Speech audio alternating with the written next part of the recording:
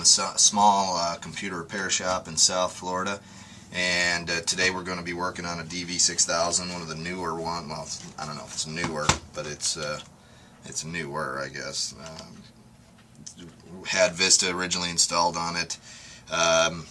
Client called me and said it was overheating, you know, that kind of thing. So we're going to clean the cooling system and reapply thermal paste, you know, take the whole thing down to the motherboard and get this thing cleaned up. And the tools you're going to need: 3.5mm magnetic tip screwdriver. If you don't have a magnetic tip, I have another video that you can watch that shows you how to create a magnetic tip screwdriver from a regular screwdriver. Flathead screwdriver, tiny one. Little dental tool pick thing, get it in the bargain bin at like an Ace Hardware. A couple of spudgers, these are black sticks, they're like non-marring tools. Sharpie marker, thermal paste, Spectracool or X15. I've had a few people ask me, okay, what should I buy? Arctic Silver is fine. You can get that at Radio Shack, and I even saw some at some of the big box stores. Some of the big electronic stores have them now too. And also a blade of some kind. You may need a razor, like a deeper, a bigger blade. I've got some bigger razor blades somewhere.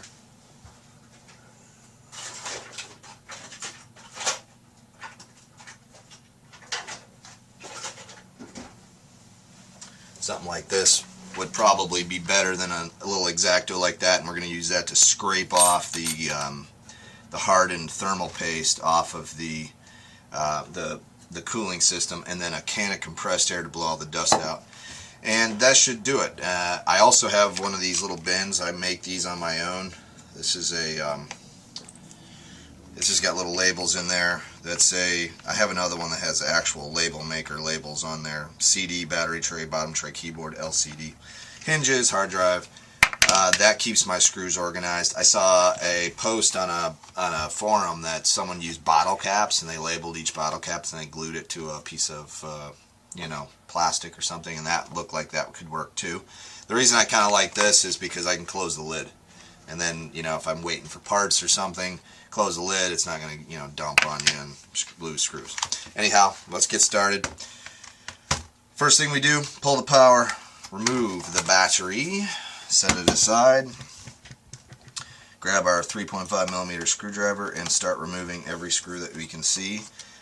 You can see the magnetic tip is really handy because it sticks to the screwdriver, which is nice. I'm going to go ahead and put those in there. And there's no reason to rush. We're not in any rush. We want to do the job right and not have to worry about doing something incorrectly and then losing all the time that we spent on it. So we're going to kind of go through this at our own pace. I just pulled that panel off, and here's something interesting. The RAM is not seated properly in this. That was probably not a big deal, but you never know. That's something to take note, that the RAM was cockeyed in there. Okay. I'm going to pop off these antenna wires. Just take note that the black wire was number 1, and I'll just make a little dot there with my Sharpie marker. And we're going to pull this screw out here. This is it's labeled with a keyboard, so we're going to go ahead. We'll put that in the bottom panel bin though, because that's where it goes. We're going to pull the Wi-Fi card and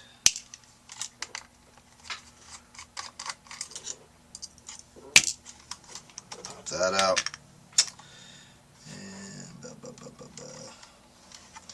Now we're going to pull the CD.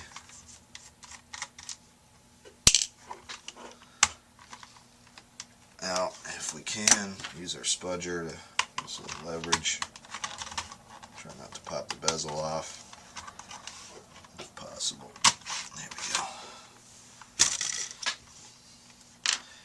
And now we're going to pull out every, oh, let's pull the hard drive first. Once we get the hard drive out, we're going to pull every screw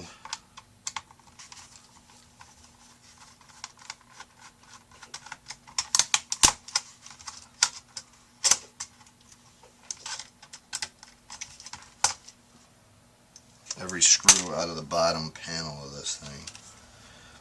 Hard drive, you just pull up on that tab and it pops out.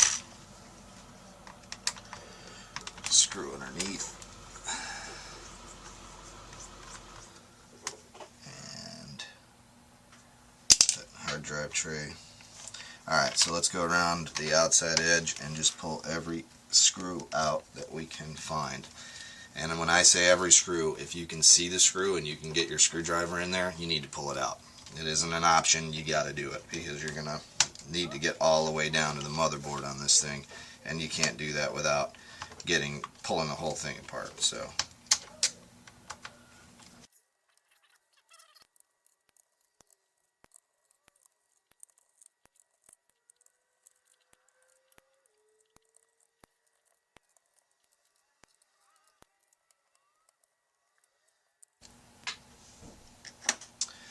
alright, so we got all those screws out. You're going to need to pull these two. They look like nuts. You got to pull those out. So grab, I don't think I mentioned that you're going to need a pair of pliers, but you're probably going to need a pair of pliers or a small little wrench or something to just get those loose, and then back those out. If you don't back those out, you're going to get stuck trying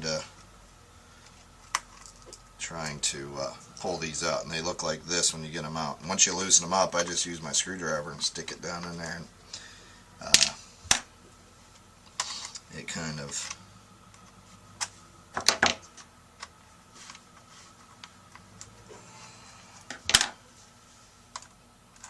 starts to loosen up a little bit.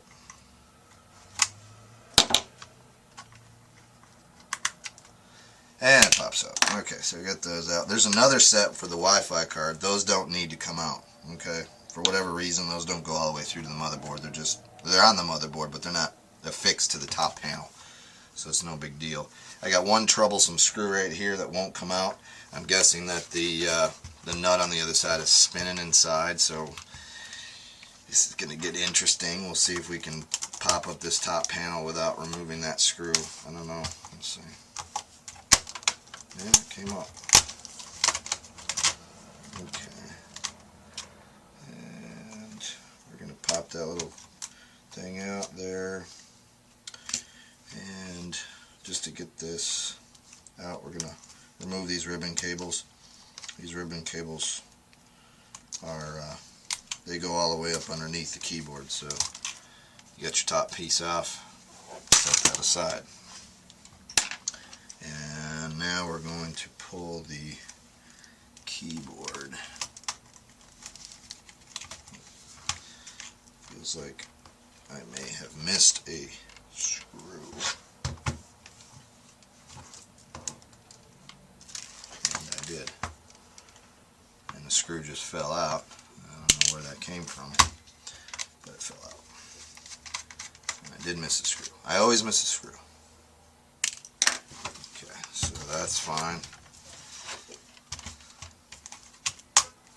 And gently pull and lift. Don't pull up too hard. You need to remove the ribbon cable for the keyboard first. Pull that out. And now we're getting really close to the fan. You can see you could probably blow it out and blow it clean from here if you wanted to. But we need to pull it all apart because we're doing a very thorough cleaning. So this isn't something that we can get away with just blowing it out, because this thing's actually shutting down and overheating. So alright, so I'm going to pull this little cable out. This is, I think, for the looks like it might be for the webcam, the little camera up here, because it attaches to the LCD. And pull that out. And we're going to just go ahead and remove the LCD because it seems counterintuitive to have to remove the LCD to get to the motherboard, but in this model you have to do that in order to make that happen.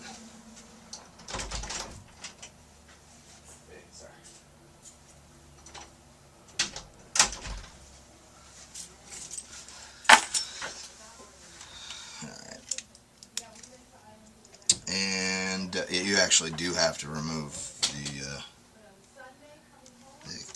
that. This one has like a little bezel piece that goes over the hinges, so we're gonna have to pop that off, it looks like. I don't know if that bezel comes up and out. Yeah, it does.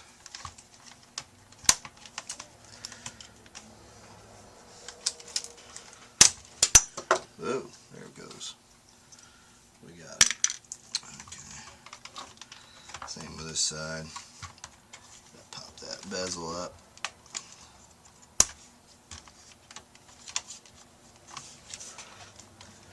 Looks like it sits down in there.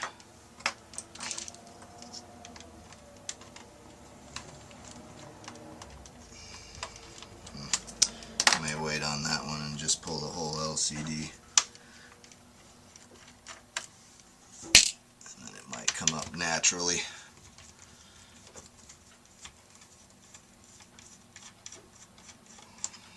A couple of hinge screws.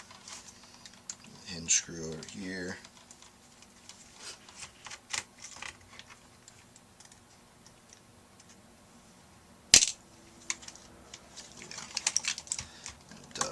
The only thing restricting us now is the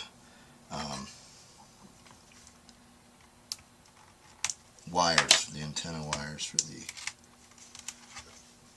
Wi-Fi.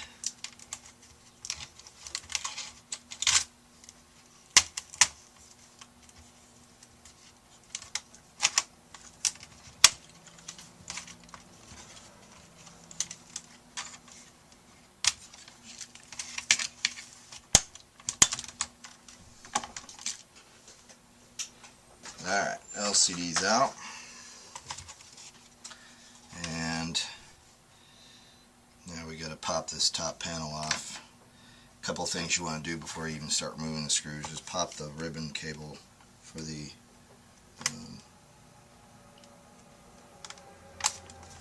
trackpad out. Okay. You get a couple of ribbon cables here. You don't want to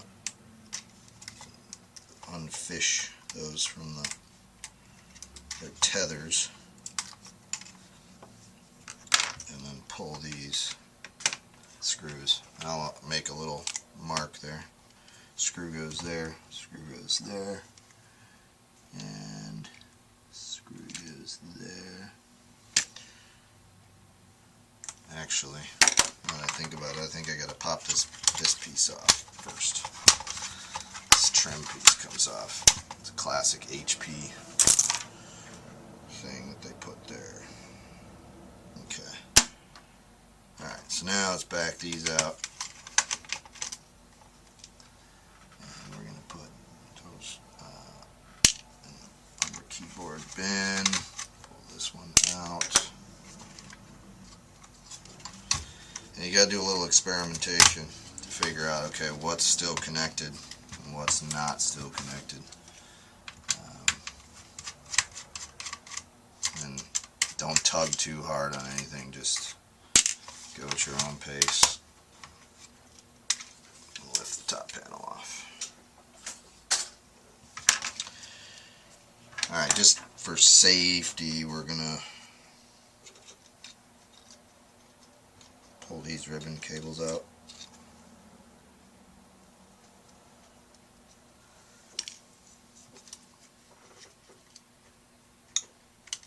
Real gentle on those, because these are kind of like the pressure ones you just shove in. There's no switch. And okay.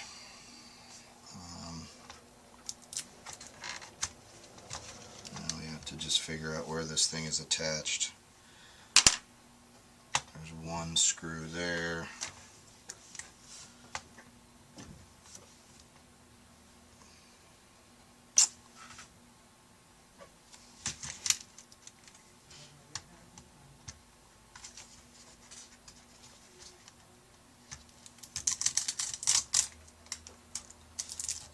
Nothing under there.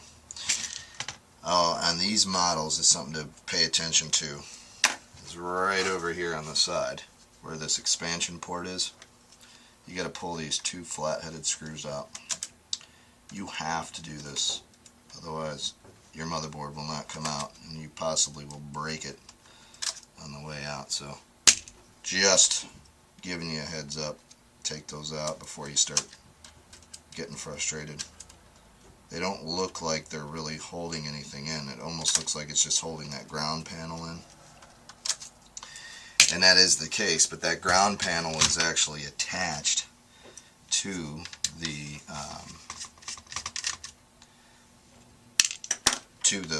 casing. So when you go to pull it out, it gets real frustrating real fast to try to remove it. Now, pull this out too.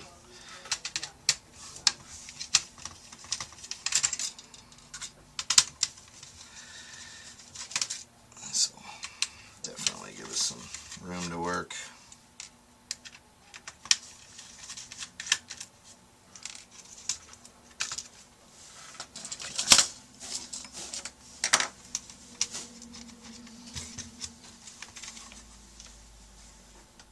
Okay, so we're going to want to yank these. This is the power connector.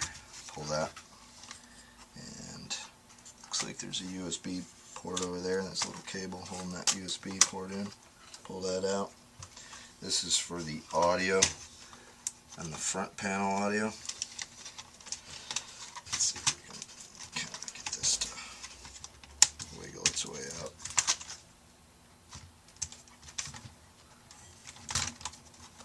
Out, and then it comes out. Alright.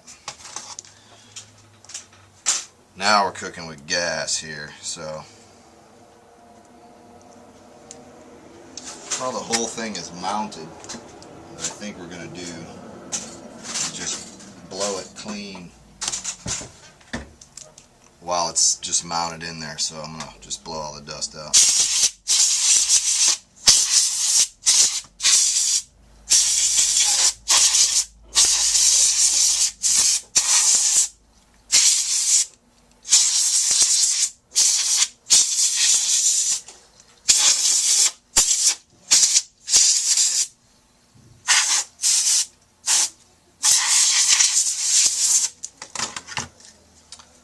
Alright, now we're going to unplug the cooling fan, and we are going to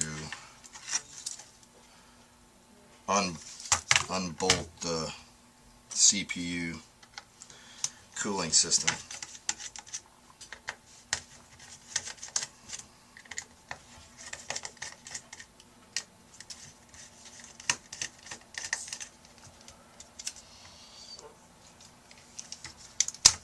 And pull that off.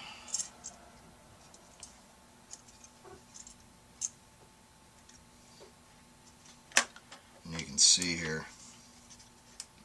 that the cooling paste is pretty rock hard. I mean, there's not as bad as some of them I've seen, but it's pretty tough.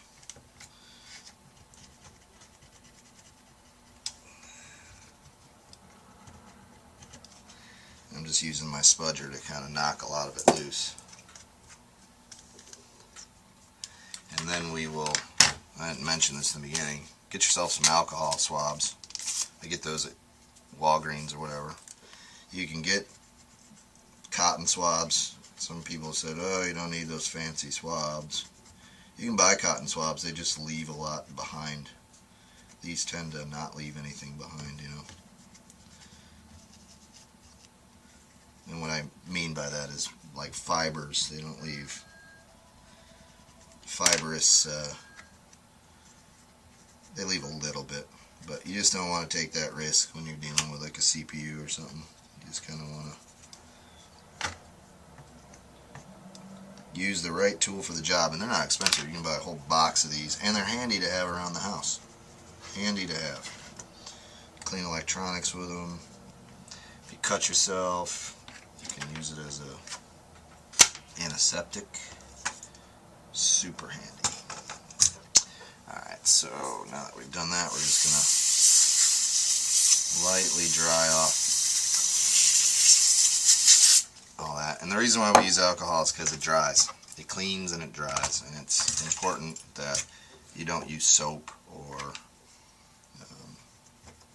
water. I used to work for a TV station. When I first started this type of work, I worked as a tech in a TV station, and we had this big transmitter. And it was enormous. It was a computer type looking thing. You could walk inside of it though. It was giant.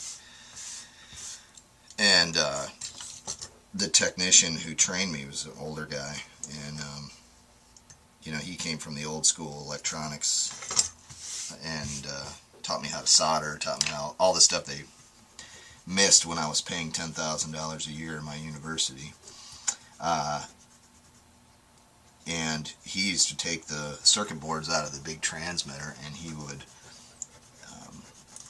take them with a bucket of water and soap, and he would clean them with a scrub brush. And then put them all, you know, let them dry and put them all back together. Of course, that's kind of not how we do it now, but back then that was, you know, we did that, and that made sense. And it worked.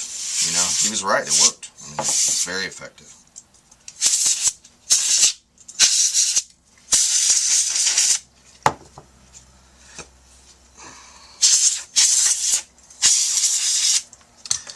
Alright, these cooling pads here are, they look like they're in pretty good shape and they're intact.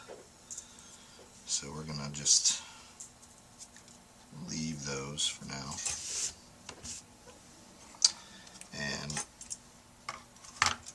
now we are going to reassemble everything. Okay. Now comes the thermal paste part, thermal compound. I use the grain of rice method. Basically recreate a grain of rice on the top of the device. That's all you need. I've been criticized for too much thermal paste in the past. Not gonna change how I do it, because I've been doing it for 10 years and never had a machine come back. So, okay, so now we get that, and notice how I'm screwing these down. I've put the thermal paste back in, making sure everything's seated. Plug my fan back in. Don't miss that part. And I screwed down this one, then I went across the chip. I'm going to go up to this one. They're numbered. 1, 2, 3, 4. The numbers on there are in the way that you're actually supposed to screw them down. 1, 2, 3, 4. Not all are numbered, but you go in an X pattern, that's how you do it. Okay. Just make sure they're tight. And they are. And now we are going to reassemble. Okay, so while we're in here, we're going to blow this out.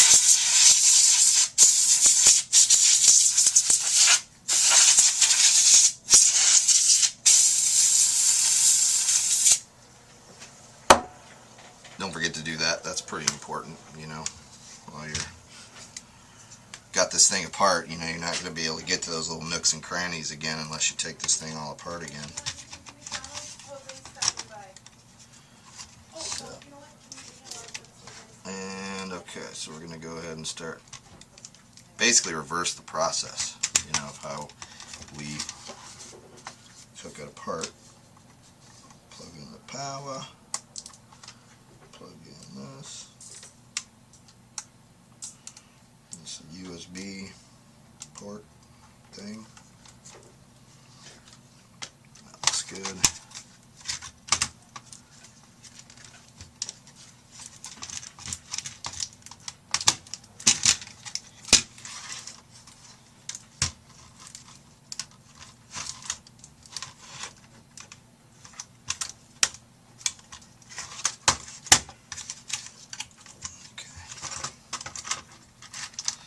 This can be a little tricky. Just be patient. You'll get it.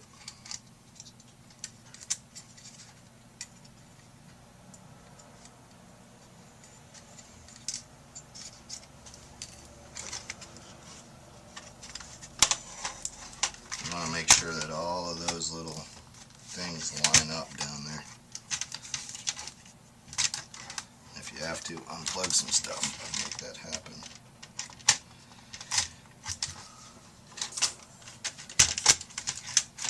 There we go.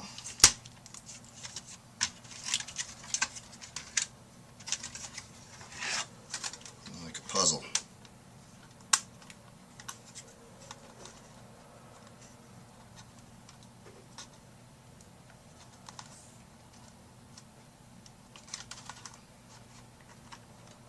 I did this one time, not with this exact laptop, but with one similar, and I forgot to plug this little cord in, this little audio cable. And the guy that I was fixing it for was a DJ, and he needed that little plug to be plugged in because that's your headphone jack and your microphone jack and all that. He didn't have the machine in his possession for more than, I'd say, an hour or two, and I get a call. Hey man, my headphones don't work. And I realized what I had done, and I hadn't screwed that or put that mounted back in there. So my fault completely. And he brought it back, and I got real familiar with his machine, you know, because I went fast. And I was stacked up like 20 deep. I had a bunch of repairs I needed to do, and I was falling behind and stuff. And yes, you pay for that, so I've learned over the years to just not rush and just kind of take it one step at a time, go slow, take it easy, all that stuff.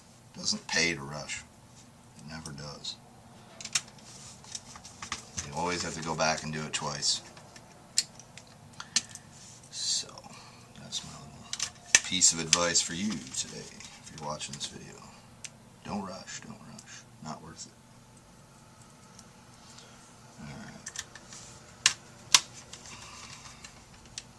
I understand that feeling, like, ooh, I really want to see if this thing works. I want to rush through it, and I want to turn it on and see if I've done everything correctly and all that stuff. And hey man, that's cool. I get it. I get that same feeling. You know, like, man, I really want to know. But what sucks even worse than waiting is having to redo it again.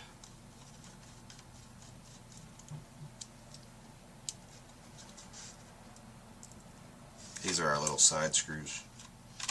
The little guys that don't look really important, but they are.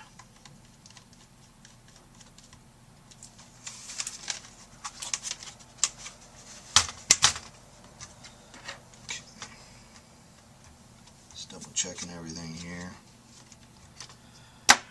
Somebody asked me one time what I charge to do this service.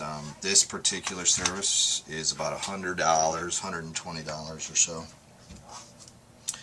And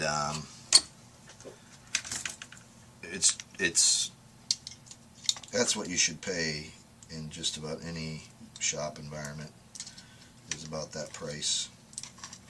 Sometimes if you're in a bigger city or something, you might pay more.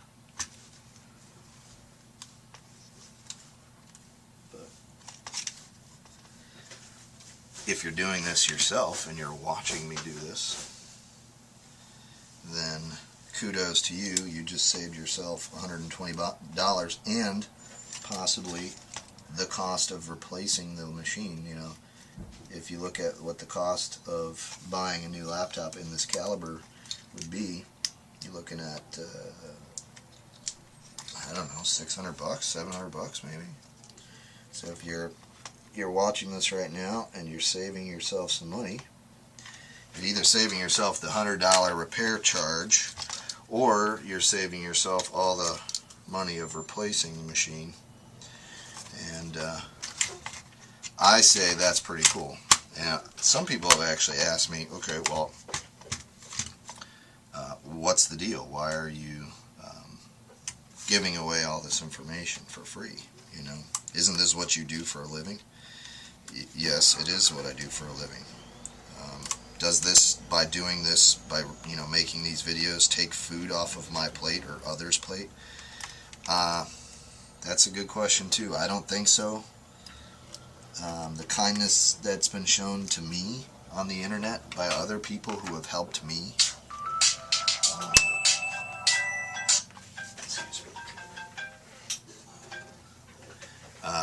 kindness that's been shown to me is been awesome, and I do this because I want to replace that kindness and sort of pay it forward type thing. I mean, I just think that not everybody has the funds to go down to a computer repair shop and have this kind of thing done, you know.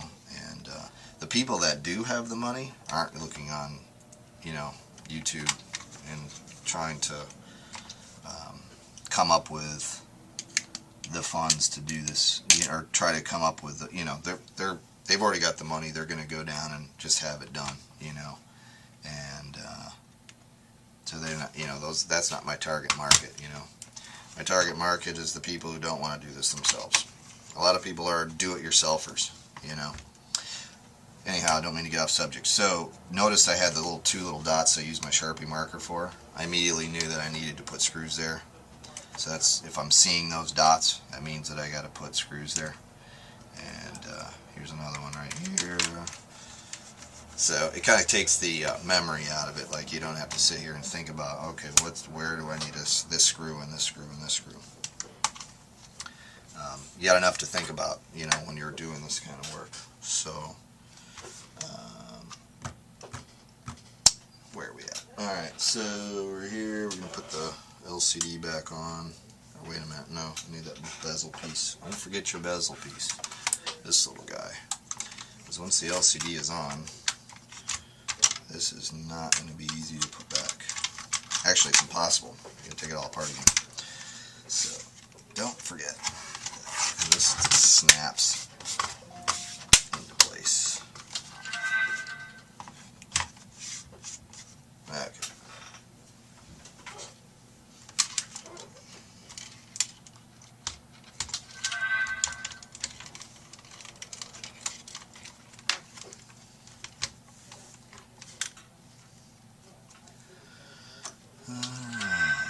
Hinges.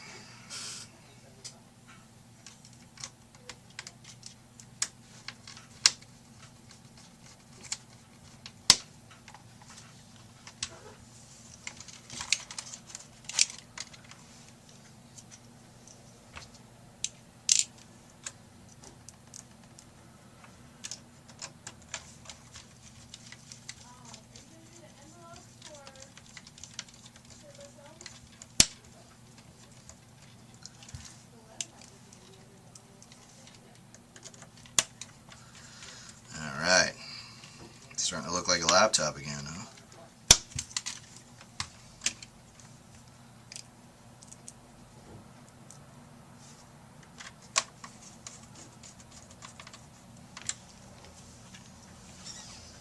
Probably didn't need to pop this little plastic piece off, but we did anyway.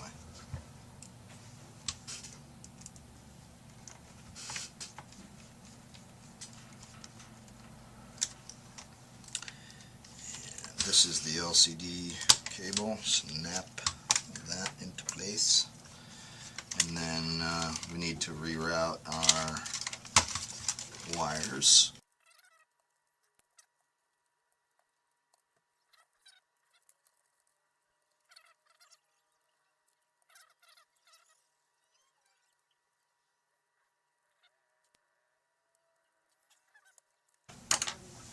Let's do this. Let's do I like to, before I get everything back together, do kind of a test run. And so we'll plug our lines back in.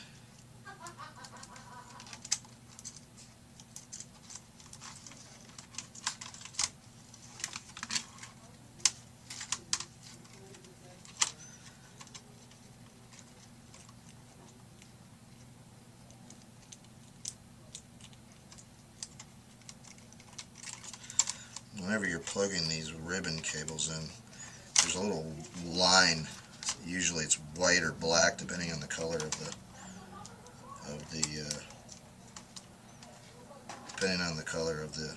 ribbon. But that line needs to line up with the slot, and if it doesn't, If it's cockeyed or something, then it isn't going to work properly. So just try to get that lined up. And again, the spudger is real handy when your big old sausage fingers can't fit down in there. And your spudger goes places where your fingers can't go. I get my spudgers, I buy them in bulk usually from some place on Amazon or eBay. I love Amazon and eBay. They're really super handy. Alright, so we need power.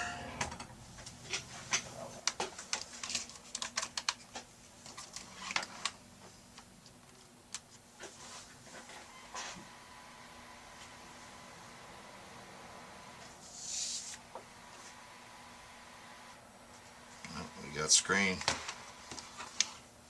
It's not going to be able to boot.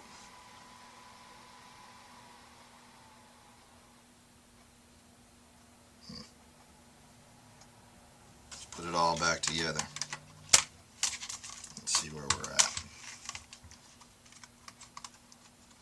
We kind of want to test run this thing for a little while. The client said that she ran it and then it was shut down on its own. So we're going to go ahead and try to recreate that same scenario.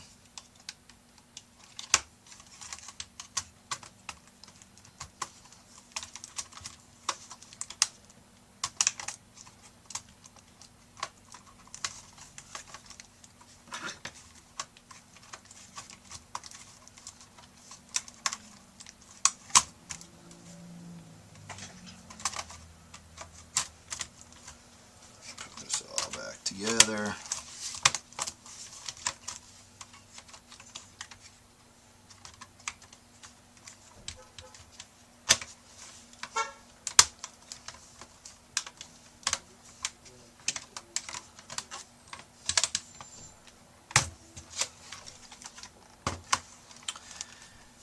And now it's fairly self-explanatory. We're going to pop this, this is the Wi-Fi card, back down in. Let's see here.